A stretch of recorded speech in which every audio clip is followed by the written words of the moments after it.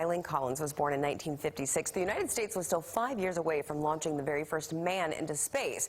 It would be 22 more years before an American woman would follow in his footsteps. Commander Collins is now touring the country, sharing stories about her trips to space, what we're still learning today, and where NASA should go next. I caught up with her earlier tonight before her presentation at the University of Evansville.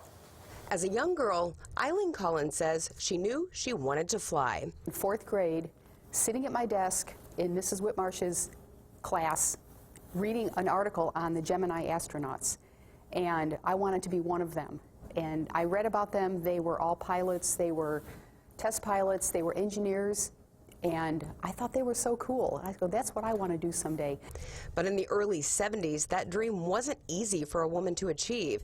The U.S. Air Force did not start accepting female pilots until 1976, but Collins was determined to get her wings.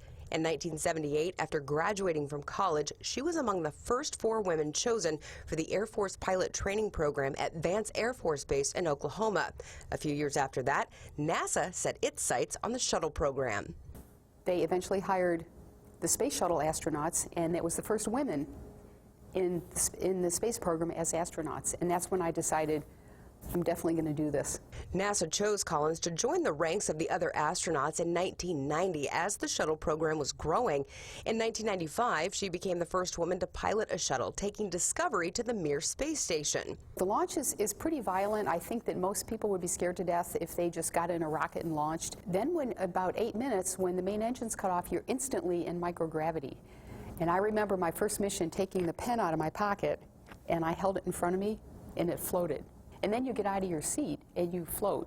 The Mir was decommissioned and eventually replaced with the current International Space Station. But back then, there was quite a bit of controversy about just how safe it was for U.S. astronauts to go on board the Mir.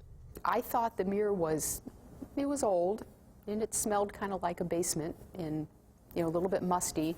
But we were doing real science up there, and there were astronauts that were volunteering to go. So we completed that program. We sent 6 astronauts to the Mir to do 6-month long duration flights. That was all a preparation for building the space station.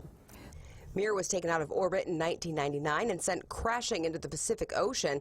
That same year, Collins became commander of the Shuttle Columbia mission, making her the first female shuttle commander in history. The Chandra X-ray telescope was on board that very flight and was sent into orbit. But just this week, Chandra went into safe mode after an equipment failure. Chandra was built for 5 years, and so now it's almost 20 years old. So it's gone well past its engineered lifetime. So we're happy that we got all the science that we've gotten on, learning about the universe that we live in, and learning about black holes and pulsars and neutron stars and you name it. But we want to keep it going. So Chandra isn't done working just yet, and Collins may not be either. She retired in 2006 after logging 872 total hours in space, but with so much out there to explore, walking away from space for good may not be so easy. It's funny, when I retired, I thought, I'm going to come back someday. I don't really know how realistic that is, but that was how I dealt with my retirement, thinking I'll go back and do it again someday. With so much more to be discovered out there in space, Collins hopes more young people will get involved in the STEM subjects of science, technology, engineering, and math. She says those jobs are going to be key to moving the space program forward for years to come.